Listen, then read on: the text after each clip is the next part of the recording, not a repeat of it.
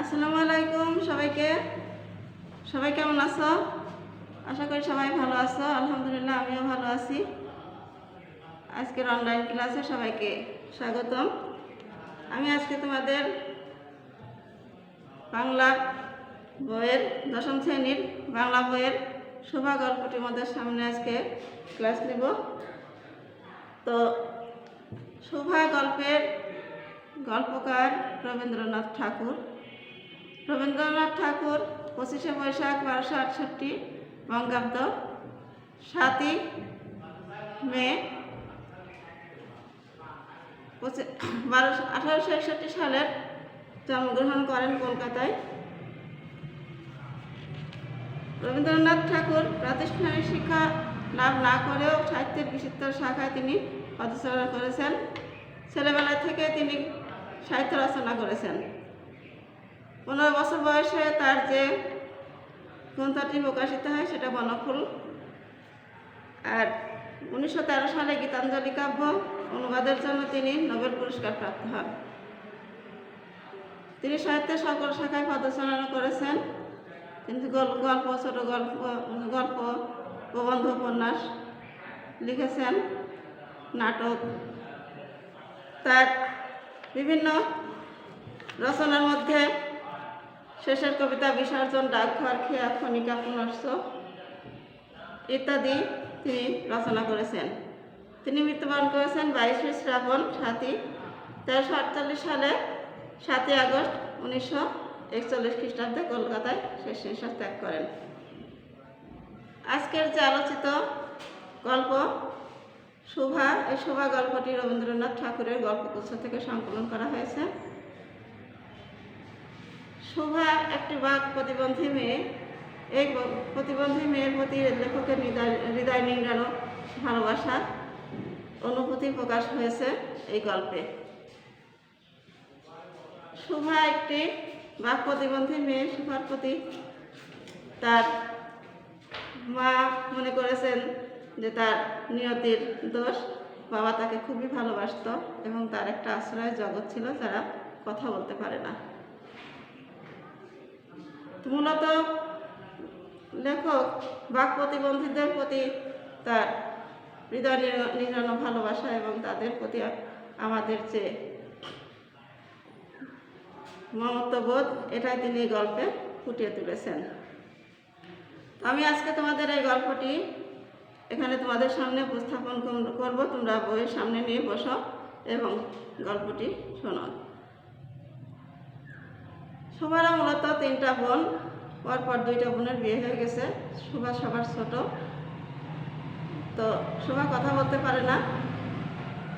সেই কাহিনী নিয়েই আমাদের এই গল্প। মেয়েটির নাম যখন সুভাষিনী রাখা হইয়াছিল তখন কে জানিত সে বোবা হইবে। তার 2টি বড় বোনকে সুকেশিনী, সুহাসিনী নাম দেওয়া হয়েছিল। তাই মিলের অনুরোধে বাপ তার ছোট মেয়ের নাম রেখেছিল সুভাষিনী। এখন সকলে তাকে কি বলে ডাকে? বলে ডাকে, শোভা বলে ডাকে। তো নিয়মত তার অন্য 2 বোনের বিয়ে হয়ে গেছে। এখন এই ছোট মেয়েটির পালা।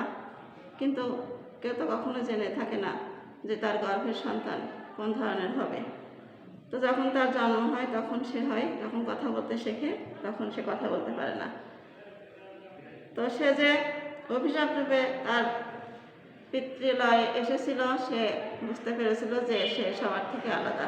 তাই সবার দৃষ্টি থেকে সে আড়াল করতে চাইতো নিজেকে এবং সবাই যাতে শোভার চিন্তা না করে সেইটাই সে ভাবতো।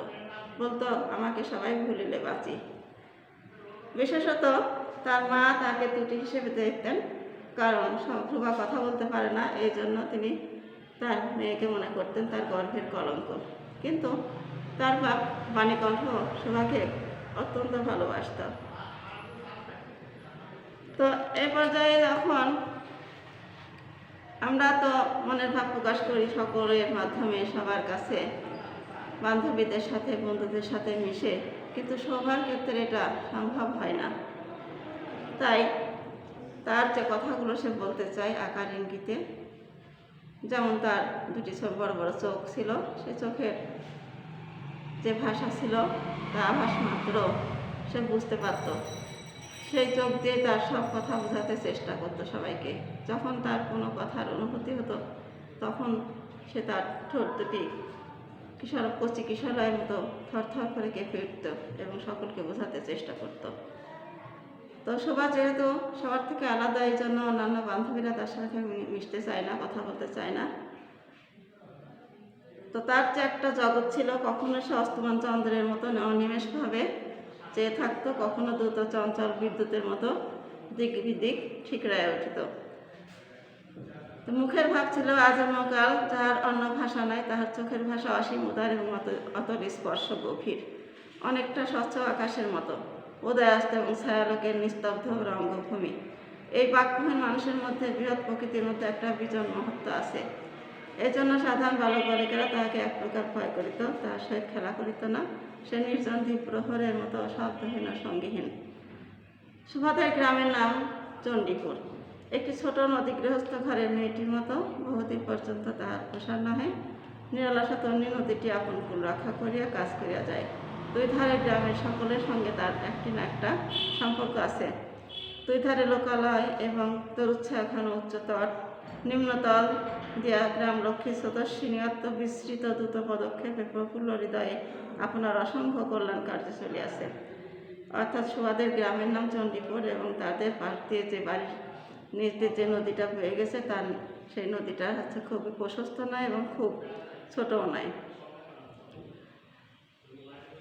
তো পানিকণ্ঠের ঘর নদীর একেবারেই উপরে, তাদের বাখারির বেড়া, আটচালা, গোয়ালঘর, ঢেকিশালা, ঘরের স্তূপ, তেঁতুলতলা, আম কাঁঠাল এবং কলা বাগান নৌকাবাহী মাত্রে তাদের দৃষ্টি আকর্ষণ করে। এই গার্হস্থ সচ্ছলতার মধ্যে বোবা মেয়েটি কার নিজের চোখে পড়ে কিনা জানি না, কিন্তু কাজকর্মে যখনই অবসর পায় তখনই সে ওই নদীর তীরে গিয়ে বসে।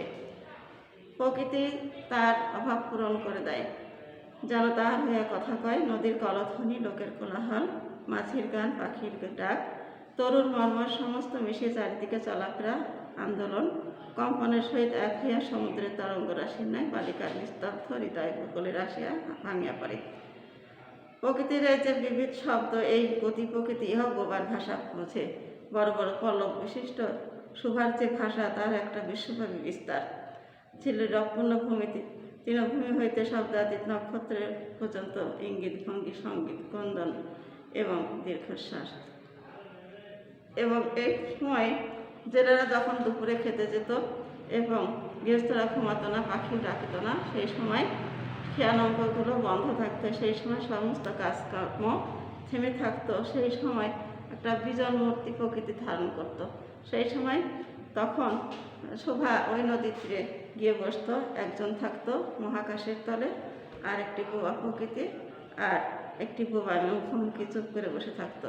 এবং সুবিস্তীর্ণ রোদ্রে একজন থাকতো এবং আরেকজন থাকতো গাছের নিচে, অর্থাৎ তরুচ্ছায়ায়। শোভারও কয়েকজন বন্ধু ছিল যারা কথা বলতে পারে না, বাক প্রতিবন্ধী। তারা দুটো প্রাণী, দুটা গাভী। একটা গাভীর নাম হচ্ছে পাঙ্গুলি, আরেকটার নাম সর্বশী। এই পাঙ্গুলি সর্বশী কখনো শোভার মুখে নাম শোনে নাই, কিন্তু যখনই শোভা এই সর্বশী পাঙ্গুলির গৃহে প্রবেশ করত, এই প্রাণী দুটো বুঝতে পারত এবং তার কোনো সময় কেউ যদি মনে কষ্ট দিত, তাহলে এই তাদের শোভার এই কষ্ট দেখে তারা বুঝতে পারত এবং সে যখন গোয়ালঘরে প্রবেশ করত তাদের আদর স্নেহ দিয়ে ভরিয়ে দিত। শোভা গোয়ালে ঢুকিয়া দুই বাহুর দ্বারা সর্বশেষ গিরিবা বেষ্টন করিয়া তাহার কানের কাছে আপনার গন্ধ দেশ ঘর্ষণ করিত এবং পাঙ্গুলির স্নিগ্ধ দৃষ্টিতে তাহার প্রতি নিরীক্ষণ করিয়া তাহার গা চাটিত। বালিকা দিনের মধ্যে 3 বার করিয়া গোয়ালঘরে যাইত। তাছাড়া অনিয়মিত আগমনও ছিল। গৃহে যেদিন কোনো কঠিন কথা শুনিত, সেদিন সে অসময়ে তাহার মুখ বন্ধু, অর্থাৎ মুখ মানে যা কথা বলতে পারে না, সেই বন্ধু দুটির কাছে আসিত এবং সহিষ্ণুতা পরিপূর্ণ বিষাদ শান্ত দৃষ্টিপাতেতে তাহা কি অন্ধ অনুমান করিত, বালিকার মর্মবেদনা যেন তারা বুঝিতে পারত এবং শোভার গা ঘেঁষিয়া আসিয়া অল্পে অল্পে তাহার বাহুতে সিং ঘষিয়া ঘষিয়া তাহাকে নির্বাক ব্যাকুলতার সহিত সান্ত্বনা দিতে চেষ্টা করিত। তো আমাদের মনুষ্য জগতে প্রাণীরা, তাদের কথা ভাষা থাকে না, তারপরে তাদের যে আন্তরিকতা, এটা হচ্ছে তাদের চলাফেরায়, তাদের আচার আচরণে কিন্তু বোঝা যায়। তাই শোভারও যখন পথ প্রতিবন্ধী শোভা নিজ এবং তার অন্য দুটি গাভী ছিল, তারাও তার ভাষা এই আকার ইঙ্গিতেই প্রকাশ করত। এছাড়াও এই দুটো গাভী ছাড়াও আরও তার সঙ্গী ছিল। এই সঙ্গীগুলো ছিল ছাগল এবং বিড়াল শাবক, অর্থাৎ বিড়ালের বাচ্চা। কিন্তু তাদের সাথে শোভারের সক্ষমতা বা মৈত্রী ছিল না। গাভী দুটোর সাথে তার যেমন সমকক্ষতা ছিল, কিন্তু এই বিড়াল শাবক এবং ছাগলের মধ্যে তা ছিল না। বিড়াল শিশুটিও দিনে রাতে তখন শোভার কোলকে দখল করে নিত নিঃসংকোচে, নিজের অধিকার বলে মনে করত এবং তার ঘাড় এবং পিঠে আঙ্গুল বুলিয়ে দিয়ে দিয়ে তার নির্দারায় কাজে সহায়তা করত শোভা। তো প্রিয় শিক্ষার্থীবৃন্দ, শোভা গল্পটি আলোচনা হলো। আগামী দিনে তোমাদের এই শোভা গল্পর উপরে তোমরা কিছু প্রশ্ন তৈরি করে নিয়ে আসবে, আর তারপরের অংশ আমি তোমাদের সামনে উপস্থাপন করব। তো সে পর্যন্ত তোমরা ভালো থাকবে, সুস্থ থাকবে। সবাইকে আল্লাহ হাফেজ, সবাইকে ধন্যবাদ দিয়ে আমার ক্লাস আজকের মতো এখানে শেষ করছি।